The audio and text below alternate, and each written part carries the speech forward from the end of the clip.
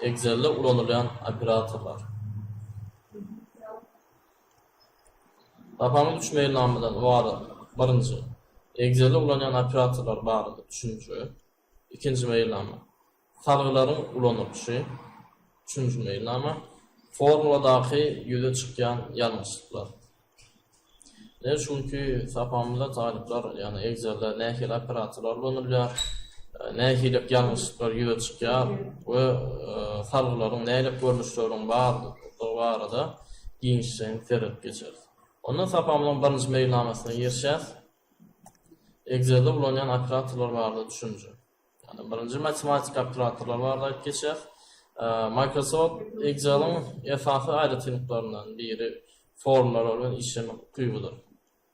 Jemi hesaplamak ve zerur malumatları görkezmek prosedurasını efes ansatlaştırıyor ve çantlaştırıyor. Bu programmanın bir ayrıtılığını götürüyor. Microsoft Excel'de formları näet öğretmelerini ve onlarla nähil işlemelerini görüyor.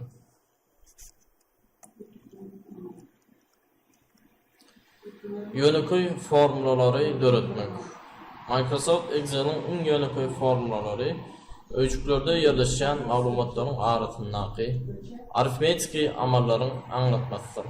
Şeýle formulany öğretmek üçin ilki bilen aritmetik amaldan alınan netijeni görkezmeli. Öýjüge deňdir belgisini goýmaly. Olarda bir öýjüň üstünde durup formula titrine deňdir belgisini goýup bilersiň. Bu hareketler deňdir we awtomatik usulla köpedilýär. Näşe suratdan görünýär ýaly öýjükleriň arasynda hesaplama geçirmek üçin ilki bilen deňdir belgisi goýulýar. Deňdir belgisi goýulandan soň indiki etmeli işleň buyruklar haýsy öýjükle näme hesaplama geçiriljek bolsa şol buyruklary ýerine ýetirip bilýär. Sonra maglumatlar bilen dolandyrylan belli bir öýjüň senik bir öýjü saýlaýar, ýani maglumat duran öýjü. We grafiki gerekli aritmetik belgini goýmaly. Ýani mysal üçin A bir öýjükdäki maglumat ýani A bir öýjüge basýas, ondan goşmak, aýyrmak, köpeltmek, bölmek ýaly aritmetik alamatlaryny goýmaly, anlatmaly. Bu alamatlara formula operatorlary diýilýär. Indiki öýjüge saýlamaly, soň zerur öýjükler bolanýança gaýtylama. Hesaplamaların netijesini görmek üçin anlatma dolu girilenden soň klawiaturda enter düğmesini basmaly. Bu ýerde bolanýan aritmetik alamatlaryny seredeliň, anlatmalaryny birinçi goşmak üçin bolanýar, aýyrmak üçin, köpeltmek belgisi, bölmek, götürüm, derece götürmek, ýani derece hesaplamak üçin bolanýan aritmetik anlatmalar. Hesaplama misallary önümün mukdaryny we birlik bakasyny görkezýän tablitsa bar diýiliň. Her önümün mum bakasyny tapmaly. Muny halidyň bakasyny köpeltmek arkaly bolýar. Muktary görkezilmeli öýjüň kursoryny öwrülýär we deňdir belgisini goýmaly. Ondan soň haritlaryň muktary bilen öýjügi saýlamaly. Oşuňyz ýaly o baglanyşyk deň alamatdan soň derhal peýda bolýar. Sonra öýjük koordinatlaryndan soň aritmetik belgini goýmaly. Ýa-da köpeltmek alamaty bolýar. Ondan soň harit birliginiň bakasy bilen maglumatlaryň ýerleşdirilen öýjüne basmaly. Aritmetik formula taýýar bolýar. Netijeni görmek üçin klawiaturada enter düğmesine basmaly. Şu ýerde enter düğmesine basmaly diýilende enter baslanda öýjükden aşağı öýjüge geçýär. Şu hesaplama geçirilen öýjükden aşağı setrine geçýär. Eger şol öýjüň özünde durýarçyk bolan onda kontrol enter basmaly bolýar. Haritlaryň her biriniň umumy bakasyny hesaplamak üçin bu formulany her gezek ýerine üçin netijede öýjüň aşağı burçundan ýokary çykyp we tetirler tutuş. Meydanyny süýremeli bolýar. Ýagny mysal üçin aýdaly. Şu görülen suratymyzda görseňiz. Şu görülen suratymyzda näme hesaplama geçirilipdir. Ýagny deňdir belli goýulan B3 öýjük, ýani B3-ümiz 7 köpeldilen C3 18. Neticede 900 näçe çykýan şuýda. Indi şu hasaplamany masal üçin aýdaly hemmesini de ýerine ýetirmeli bolsa, her öýjükde aýratynlykda deňder beýlen oýup, her öýjüki köpeltmegi derewligi ýok. Ola ýam işini kynlaşdyrmak bolar. Şonuň ansatlysyly, ýani öýjüň kursor işlemede öýjüň sağ aşağı burçuna gelýärse, kursory bas aşaglyna çeken ýagdaýymyzda ondan şol ýokardaky formula, ýani berilen buyruklar aşagda hem ýerine ýetiriler. Yani şu kaptanlar öýjük köpeltilme, onu bularda da şu iki kaptanlar öýjükler köpeltiliyor. Bunun Excel'de köp işleri, hasaplamaları geçiremede işimizi ýeňilleşdirýär we şart ýerine ýetip berýär. Görşüňizde formula göçürildi we önümiň muktary we bahasy barada maglumatlara göre önümiň her görnüş üçin jemi bahasy awtomatik ýolda hasaplandy. Edilşoň ýaly formulalary bir näçe ädimde we durly aritmetik amallar bilen hasaplap bilersiňiz. Aslında Excel formulalary matematikada adaty aritmetik masalları ýaly prinsiplere laýykda gurulýar. Bu ýagdaýda şol bir sintaks diýen ýaly ulanylýar.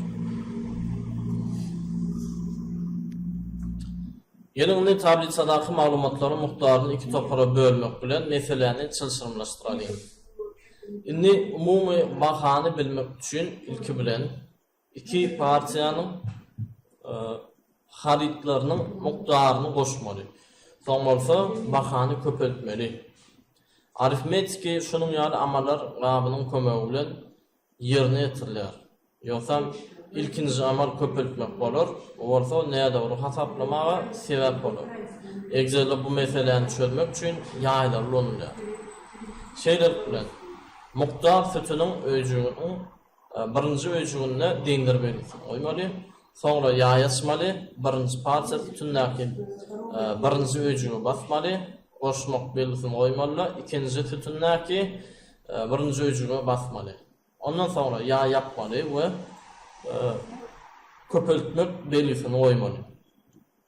Baha sütündäki birinji öýjügine basmaly. Şeýle formulany ýa düzler. Indi suratdan görüşüňiz ýaly. Birinji parça sütüni, ikinji parça sütüni, soňra baha ýani çynaýda berdi. Indi şu ýerde ikisini goşup netijeni çyna ýani baha köpeltmeli. Bu ýagdaýda köpbany suratdan formuladan görüşüňiz ýaý açyly. B sütüniň üçünji öýjügini belirledik, ondan goşmagan C sütüniň üçünji öýjügini belirledik. Ýa ýapylýar. Ondan köpeltmek belgisini oýýanygda D3, ýani çyna bahanyň birinji öýjügini belirleýär. Indi şu ýerde ýa näme aňlady? Eger hasaplamalar talaba laýyk geçirjek bolsa, köpbany suratda dogry netijeni aljak bolsak, ýa almaly bolýar. Ýa alınan ýagdaýynda ilki bilen ýaýyň içi işlenilýär. Ýani şu 25 bilen 25 goşular jemden 50 bolýar. Ondan soň D3 ýani şu sütündäki baha köpeltilýär. Eger ýaý alınmadyk ýagdaýynda bolsa, onda C3 öýjükdäki maglumat göni baha köpeltilýär. Çykan netijede muňa goşulýar. Diýmek bilen işleýän maglumatymyz ýalňyş bolar. Netijeni görmek üçin enter düýmeye basýarsyň, netijede görüşimiz ýaly 900 çykdy. Geçen gerek ýaly şu işlenen buyruğunu aşağıdığına süýräpdirýär. Formula maglumatlarynyň hemmesiniň ýanyş öýjüklerini ýa-da bir tablitsanyň çäginde bolmaly däldigini bellemelidir. Olar başga da bir stolda ýa-da resminamanyň başga bir sahypasynda bolup biler. Programma netijeni dogry hasaplar. Kalkulator. Microsoft Excel'in esasy wezipesi tablitsalarda hasaplamak bolsa-da programa ýöneköý kalkulator hökmünde hem ulanlyp bilinýär. Ýöneköýji bellik goýun we sahypanyň üstünlik öýjügini zerur hereketlerine ýerine ýa-da hereketler formula setirine ýazylyp bilinýär. Sonra hasaplama geçirilip bolandan sonra enter düýmesine basmaly. Yine şu görýän formulamyzda dengdir belgisi goýulan, ýöne bärde öýçükleriň sarysy alınmadyk. Yani bahalar 50 ýazylyk ýerden. Küýlerlerdi köpeltmek 45, ayırmak 55, boşmak 78, ayırmak 145, ya yapılya köpeltmek 25. Yani şu bahalar 50 ýazmak arkaly amala aşyrlar. Esasy Excel operatorlary Microsoft Excel'de ulanýan esasy hasaplaş operatorlary aşağıdakiler ölçüsini alýar. Çünkü dengdir belgisi, koşmak, minus yani ayırmak, yıldız köpeltmek, slash bölmek, ona backslash ya da exponential diýýär. Backslash derle exponential derece götürmek. Görüşüňizde Microsoft Excel programmasy ulanjy dürli aritmetik amallary ýerine ýetirmek üçin dogry gurallar toplamyny hödürleýär. Bu hareketler tablitsa düzülende hem beýleki yani belli bir aritmetik amallaryň netijesini hasaplamak üçin aýratyn ýerine ýetirilip bilinir. Deňeşdirme operatorlary iki bahany deňeşdirmek we istenýän netijeni bermek üçin Excel formulalaryna ulanylýan nyşanlardyr. Bu deňeşdirmäniň netijesi istina, loş ýa-da istina loş ýagdaýlaryň ýerine görkezlen başga çykyş bahalary bolup biler. Deňeşdirme operatorlarynyň görnüşleri.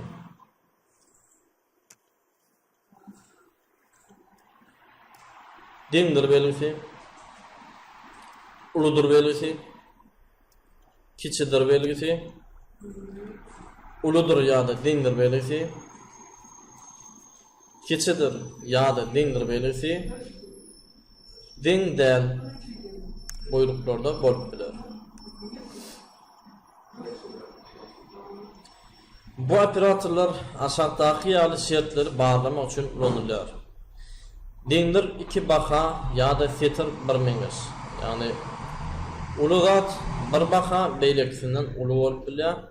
Yani şu ýerde 8den ulu, 18den ulu lik bolup bilýär. Kiçi zat bir baha beýlekisinden pes.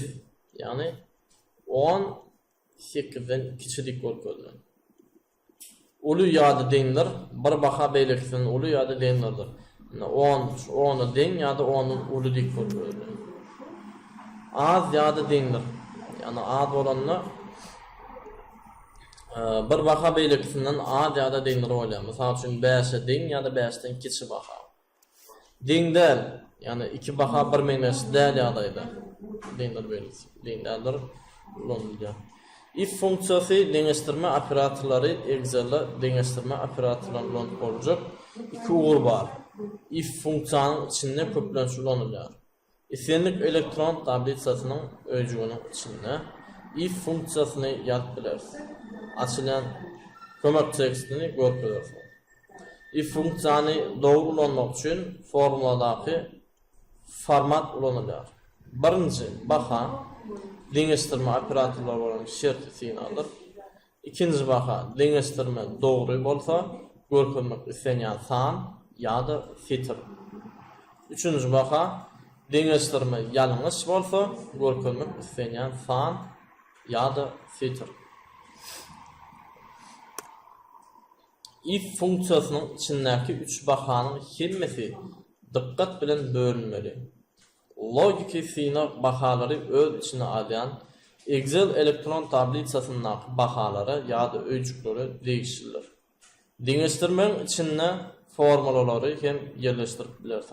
Masal üçin A1 öýçükdäki maglumatlary B4 öýçükdäki maglumatlar bilen deňeşdirmek üçin ýazaly. A1 öýçüň bahasyny 50den pessigini ýa-da ýokdugyny barlamak üçin A1 öýçüň bahasynyň B4 öýçüňinden pessigini ýa-da ýokdugyny barlamak üçin ýazaly. Ýokarda misallarda Excel'de deňeşdirmäniň netijesini bagalykda if meýdanyny girden öýçükde yani true ýa-da false ýerine gaýtaryp beriler. Yani istina ya da loş demek. Excel faillerini deňeşdirmäne kömek etmek üçün online guralları tapıp bilirsiniz. Ýöne mod ulanyp bolajak bir näçe zat bar. Olardan biri Search For'dan eliterli ýa-da Spreadsheet Compare'dan. Excel programmasyna goşmaçany gurjak programmany göçürüp almaly we işletmeli. Elektron tablitsasy Excel 2000'dan soň Excel'in ähli versiýalaryna deňeşdirmeli. Diňe Windows operasiýa ulany bilen gawat geder. Elektron tablitsasyny ulanmakly üçin 2 Excel faýl deňeşdirin.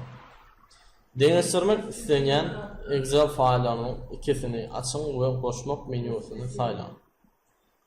Bu menüde 3 variant görersiňiz, ýani dogry deňeşdirin, çalt deňeşdirin we aralt deňeşdirin.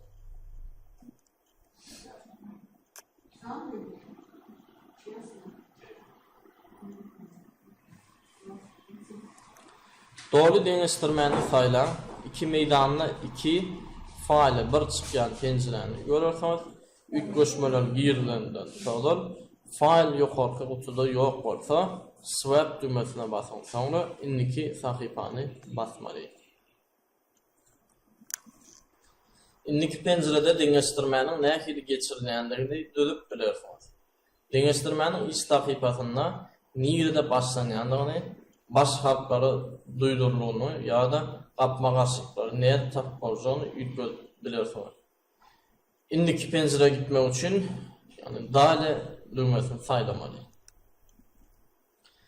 Deňeşdirmek istenýän sahypalaryňyzy saylan we şol sahypalary sağ tarapdaky panele geçirmek için goşmak düğmesine basyň.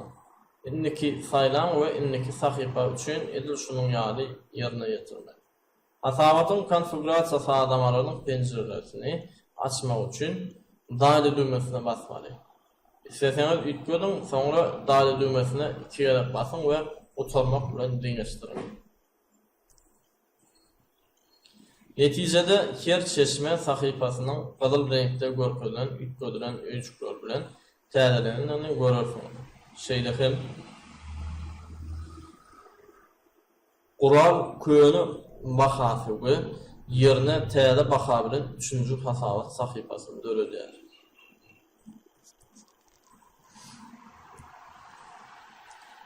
Относительно talı, yani ikinci meýilnamamyz sarılaryň ulanýyşy относительно talı barada serederiň. Excel'de iki görnüşli baglanşyk bar. Absolut we относительно. Öýjükleri göçürenizde we dolduranızda bu baglanşyklar başgaça hereket edýärler. Bir öýjüge formulany göçürenizde absolut talylar üýtgöýär. Beýleki tarapdan bolsa относительно talylar nirde göçürüň taňlam üýtgemeýär. Dürgüne görä Excel'de ähli baglanşyklar değişdirildi. Bir öýjüginden beýlekisine baglanşygy göçürende täze öýjügiň sütünne we hataryna baglanşygy göçüren öýjüňde awtomatik usulda üýtgeýär. Masal üçin birinji hatardan ikinji hatara A1 goşmak B1 formulasyny göçürseňiz formula A2 goşmak B2 üýtgeýär. Bir meňes hasaplamany bir näçe sütün we hatar boýunça gaýtaramaly bolanmyzda değişiklikde salylanmalar peýda bolar. Aşağıdaky misalda restoranda saryp üçin insonky hasaplamagy kömek etjek formany döretmek isleýär. Jemi sütündäki her bir saçak üçin tölenmeli mukdary birliginiň bahasyna we mukdaryna baglykda hasaplamak isleýär. Munyň üçin değişiklikde bir salyglanma bilen bir formula dörederiz we ony tablitsanyň ähli hatarlaryna göçüreriz. Onuň üçin aşağıdaky adımlary ýerine ýetirmeli. Formulamyň dörediljek öýjüne jemi sütündäki ikinji öýjüne saýlamaly. Yani şurada birinji öýjüni saýlaýarys. D2 öýjüge taşanjyň bahasyny we mukdaryny köpeldiren formula girilmeli. Yani B2 köpeltmek ise 2. dendir oyduq. B2 köpeltmek C2. Klaviaturadaki enter düğmesine basmalı. Formula hesaplanır ve neticesi D2 öcüğünü görkölür. Sıçanın çep düğmesini basıp saklan ve D3 öcüğünün ähli diapazon boyunca aşağı saburçundan D2 öcüğü sürümü. Şeylerden formlan D2 öcüğünden göçürseniz ve aralıktaki öcüğü geçirirsiniz. Şunda netice şuralara çıkar. Şu aşağı boşuna çeken yalayını. Formulaların doğru göçürlerini göze getirmek için formulanın uzanan aralığındaki sendik öcüğünü ikilik basmalı ve öcüğün köpürtme formulasını görmeli. Şuraya öcüğe basamızda şu tane formula görmüyor. Absolut sayı. Hesaplananda köplenç formülleri göçürmemizde öýjük salylanmalarının ýüklemedi zerurdur. Atnasiýsel salylanmalardan tapaplykda absolut salylanmalar, hasaplamalar wagtynda öýjükleri belli bir hatarlarda we tütünlerde düzeltmäge mümkinçilik berýär. Bu bolsa hasaplamaları tabliçalarda has ansat we has netijeli edýär. Dolar belirsi başlanğıç öğretmek için ulanılýar. Onun kömegi bilen tütüne hatara we hemmesi ilk koşulları girdilär. Yani şuayda A sütün oğlunda dolar belirsi, ondan 2 sütün oğlunda dolar belirsi. Forma göçürlerine sütün ve hatar yüklemeye. Bir yerde ikinci misalında A yani sütünün oğlunda dolar belirsi yok. 2 sütünün oğlunda dolar belirsi. Forma göçürlerine dine setir yüklemez. Üçüncüde A sütünün öňünde dolar belirsi var, yani setir oňunda dolar belirsi yok. Forma göçürlerine dine sütün yüklemez, setir yükler. Absolut salylanmalar bilen formulany näet öğretmeli we göçürmeli. Mysal üçin D sütünindäki haritlary salyt hasaplamak üçin goşulan baha üçin salygyň bahasy hökmünde E1 18 oturum öjümli ulanır.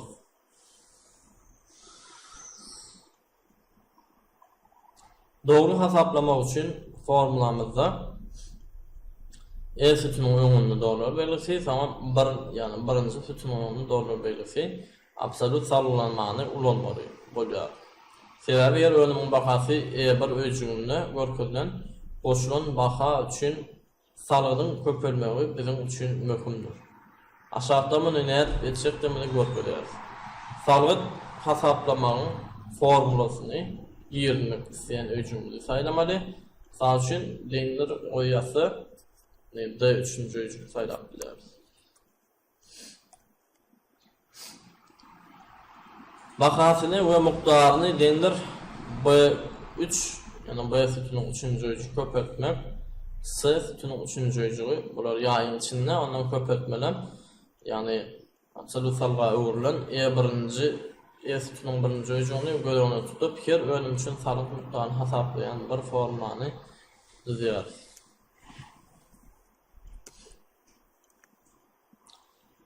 Gelen formulany D4 denir D13 diapazondaky ähli öjükleri uzatmaly. Yani aşağılanan çekilen ýagdaýynda şol formula hemmesine de ýerine ýetirilýär. Köplenç hasaplamalarda Excel failinin türlü sahipalarından malumatlary ulanmaly bolýar. Buning üçin başga bir sahipadan öjüge baglanşyk töredilende sahipanyň ady we ahyrynda yüzlenme aňlatma belgisi ulanmaly. Masal üçin Sheet 1-de A1 öjüňine baglanşyk töredmek isteseňiz, şol öjüňiň baglanşygy şeýle bolar. Yani denir belgisi Sheet 1 yüzlenme A1. Böyle onu tutjan sahipanyň adyny boşluklar bar bolsa, baglanşykdaky bu sahipanyň ady oşadyrlyk bilen belirtlerinde bolmaly. Masal üçin sahipanyň ady kompýuter bolsa, onda A1 öjüňine baglanşyk şeýle bolar. Kompýuter bir goşadyrlyk goşadyrda, yani ýekejedyrlygyň içinde ýazylýar. Yüzlenme A1. Gelmek isteyen öýjüňizi saýlalyň we sahypanyň adyna üns bereliň. Biziň ýagdaýymyzda menü goýmasyny E14 öýjü bolup durýar.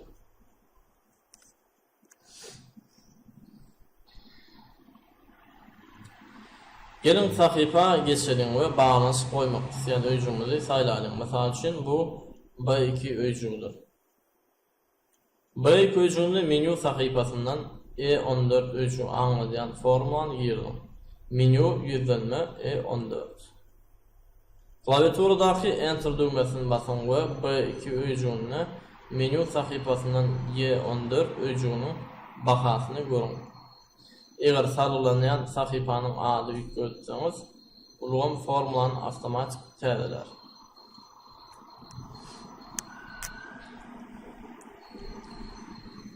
Sahypanyň 3-nji mailnamasy formuladaky ýüze çykýan ýalňyşlyklar. Istendik hasaplama formula işin başlananna ilki dendir belgisi öýle. Programmada işlenen ýalňyşlyklar ýüze çykýar. Şonu öýçükde aşağıdaky ýaly ýazgylar ýüze çykýar. Misal üçin birinji del drop 0. 0 sana bölünende çykýar. Ссылка sarı ýalňyş bolan ýagdaýynda. Çyslo minus bahaly sanyň kök anlan ýagdaýynda çykýar. Pusto görkezlen öýçükdäki araçak ýok. Znach berden buyruk ruhsat berilmeýär. Imya funksional ýalňyş goýulany çykýar. Endi salgy alınan öýçükde maglumat ýok. Loş hakyky baha der, istina hakyky baha. Ýalňyş hasaplamalar üçin formulalar bahalaryň ýerine bir näçe ýalňyşlyklary görkezýär. Olar ýalňyş hasaplama netijelerini beren iş formulalaryna amaly mysallary serler. Yani del bölünen 0 ýalňyşlygy nähili aýyrmaly. Görüşüňiz ýaly boş bahasy bolan öýçük bilen bölünende programma ony 0 bölmek hökmünde kabul edýär. Netijede baha beren del 0 muny işaretin kömegi bilen barlap bolýar. Şu ýerde bölünen netije yani 20 0 bölünen üçin ýa-da boş bolanda da del 0 ýazylar bahany görýär. Beýleki aritmetiki hasaplamalarda köpeltmek, jemlemek, aýyrmak, boş öýçükke 0 bahadyr. Ýalňyş hasaplamanyň netijesi çyslo bolup çykar. Çyslo, yani näde ursan çyslo ýüzlenme formulada hasaplamany ýerine ýetirmek mümkinçiligiň ýalňyşlygydyr. Bir näçe amal misallar. Yani şu ýerde çysloda ýalňyş bardygyny görýäňiz. Ýalňyşlyk çyslo san bahasy gaty uly ýa-da gaty kiçi bolanna ýüze çykýar.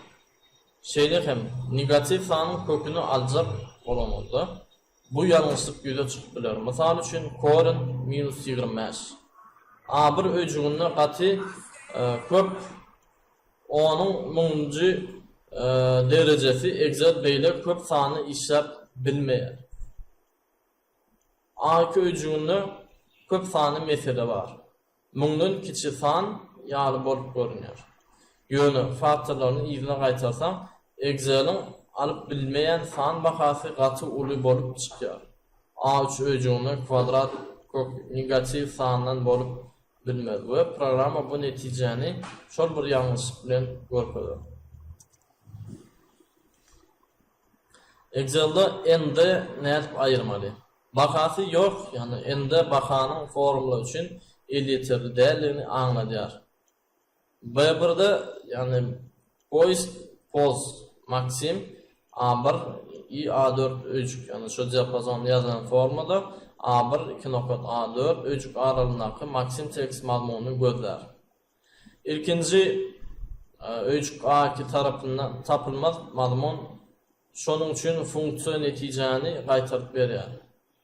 İlkinji formula Andrei tekst mazmuny gözleýär. Soň A1 A4 diapazondaky beýle bahalar ölçüni almaýar. Şonuň üçin funksiýa endi ýani maglumat ýok, ýalňyşlygyny ýa-da gaýtaryp berýär. Ýalňyşlyk imya. Excel'de funksiyalarına yanlışlık hükmünde topara bölünür. Ne doğru adi, ime Excel forma yazılan teksti tamamlayandan anladı. Funksiyanın adi sum bilinmeyer, yanlışlık bilen yazılıyor. Bu funksiyanın adi yalanında sintaks yanlışlığı neticesi ortaya duruyor. Misal için sum dip yazılanlar iki tane maharp olmalı veya da bir maharp. Şunun için hesaplama geçirdiğinde ime dip çıkıyor yanlışlık. Aşıkka post of Excel boş toplum posto kesitlenen kesişme operatörünün yanlışlıklarıdır. Excel'de toplumların kesişmeti yani bir zat var. Öcüklerin vertikal ve kesiliğinde kesişme kodunu sonra ulu tabiçalardan malumatları çat almak için kullanılıyor. Aralıklar kesişmeyen olsa programa yanlış bakanı görkediyor. Posta kurulan kesişme operatörü yekece yerdir. Funksiya argumentlerine görkedilen dik ve kesiliğinde aralıkları böler. Bu yadayda diapazonların kesişmesi S3 öcüdür ve funksiya onun bakatını görkediyor. Funksiyada verilen argumentler sum B4 2.D4 B2 2.doyansam B3 kesişme emeli getirmeye. Şunun için funksiya yanlışlık bilen baka veren posta dip çıkıyor. Silka ve Silka Excel öcüklü sahibi sallanma ne doğru Silka formula argumentlerin yanlış adresi değiştiğini anladı. Misalda formula ne doğru götürüldüğünde yanlışlık yüze çıkıyor. 3 öcük aralık var. Yani A1'den A3'e çenli, B1'den B4'e çenli, C1'den C2'e çenli. Birinci aralıkta A4 öcüğünü cemleme formasını yiyilmeli. Yani denir belin o yaz. Sum A1 2.A3 sonra olsa şol bir formulanı B5 öcüğünü ikinci aralıkta götürmeli. Formula önkü fiyali ikinci B1'in bakasından aylanıp dine 3 öcük yani B2 B4 öcükle cemleyer. Şol bir formula 3. aralıktaki götürülende funksiya S3 öcüğünü silke yanlısı iline qaytarıyor. S3 öcüğün üstünde dine 3 öcük bolup bilir ve 3 değer asıl formulanın talep edilişi yani. Bu yadayda girmeden olan her diapazonun aşağında alt plus denir rızındırmadan kombinasyasını basmak amatlıdır.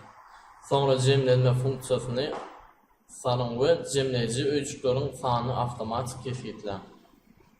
Bir memes yanlışlık silka köplenç sahipanın adı tırda bağlanışlıklar salısından neye doğru görkelerini yüze çıkıyor. Excel'de znaç net düzeltmeli. Znaç manada yanlışlık. Excel'de san ve söz boşluklardan znaç yazısı çıkıyor. Birincisinin bakası san bolan, ikincisi bolsa sum funksiyasını bulayan text bolan iki öcü boşluk hiç yeri yanlışlık olmalı ve text nol bakasını alır. Misal düşün. Şu yerde birinci sütunda maksim yani text görmüş malumat, ikincide olsa san görmüş malumat. Boşluğunda znaç yazısı çıkıyor. Eğer diapazon alınanda, onu diapazonda şöyle bakanı öyle çıkarıyor. Öcük bakasının yerini filtrelerin hataları gözlenip bu baka yanlışlık değil. Öcün mazmunu doğru görkülmek için sütünün giyinlerinin katı dağıdır vardı malumat veriyor. Sütünü giyineltmeli. Mesela için verilen öcün sütün söz başlarının serh edinine sıçanın çek düğmesini kiyerek basmalı. Şunun için öcüklü bakaların yerine atrisatır sene bilen görkülmek oluyor. Mesela için täze seneni köne seneden ayırmağa finansialin hesaplamaların neticesinde öcüklerin formatı dağıtı olmalı. Opşiderler. Excel programmasında sütünlen setir işlenende durluk hesaplamaları geçirip bolýar. Yani Excel'de maglumat diýilende şu iki sütünün arasynda, harpyň arasyndaky çyzykdan biz sütünlerin aralygyny sallap süýşürip bilýäris. Mesela şu programma geçelim. Excel programmada üstürtäňiz. Sütünlerin arasyndaky çyzyklardan sütünün aralygyny sallap bilýäris. Ölçüklere granitsa berip bilýäsdik. Granitsa.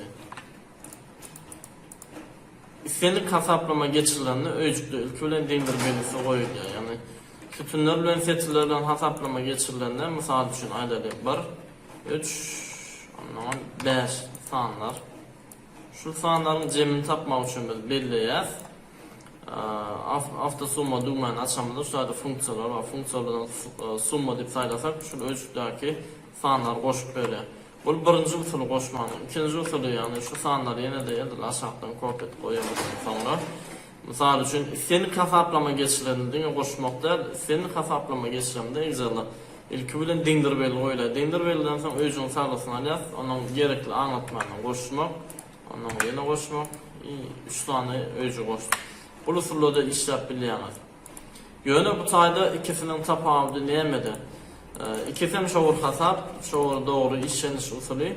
Ýöne misal üçün bolupdylar, şu taýda misal üçün 1, 3, 5 sany bahalamaz, 1, 3, ondan 5-ni şu taýda diýip aýdyldy misal üçün. Şu ýagdaýda bir setirde ýa-da bir sütünde ýerleşmedi sanamyz hersi bir ýerde ýerleşen üçin deňdir belgi goýup bulanmaly bolýar.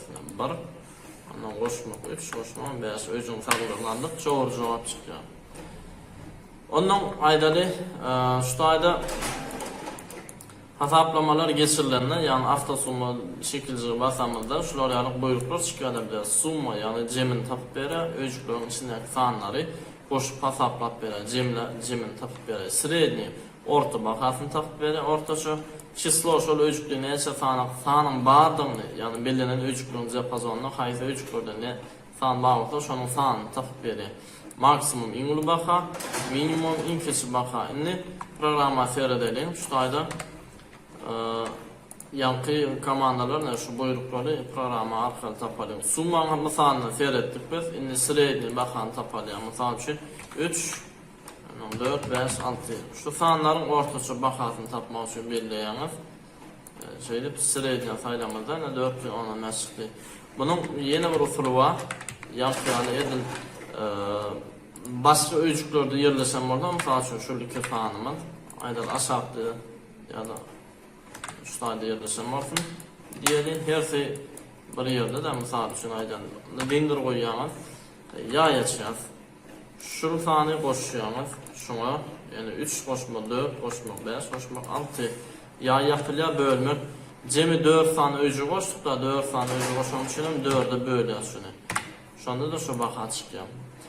Bu usul her ölçükdäki maglumatlaryň hersi bir ýerde ýerleşen ýagdaýyny ulanmak amatly.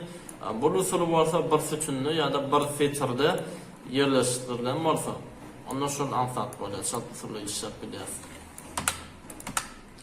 Ne dowamına geçýär? Hafta sonunda şoçuk ýani san diýip aýtdyk. Ýa-da mysal üçin 1, onu ahar goýýar, 2, 4 bildirýär. Şu taýdan şoçuga basýar. 3 sanyk ölçükde sanmadyk görkezde sebebi A harfymyzyň tekstde. Eger şunu mysal üçin ýene bir harf bolsa 2 bolar. Bular sany bolsa 3, bular sany bolsa 4 bolar. Doýs bize näçe san ölçükde sanmadyň hesaplap berýär şoçuk. Şoçuk bu soňky versiýasynda şoçuk ýa-da 2010-da 2010 ofisinde şu çyslolik gelýär. Indi bellenen sanlardan hafta sonuna açacağız. Maksimum iňli bahany tapýar we bellenen sanlardan minimum iňkiçi bahany tapýar 1. Şular ýalyk tertipde işläp berýär. Ölçükleri birleşdirmek üçin объединить поместить в центр buyrugyndan bilýär. Muny maket format içerikden bilen bilýär. Ýa-da mysal üçin birinji şu ölçükleri birleşdirmek bolanda, gön объединить поместить buyruk bar. Bir ölçüň içinde ýerleşdirip ýazylan san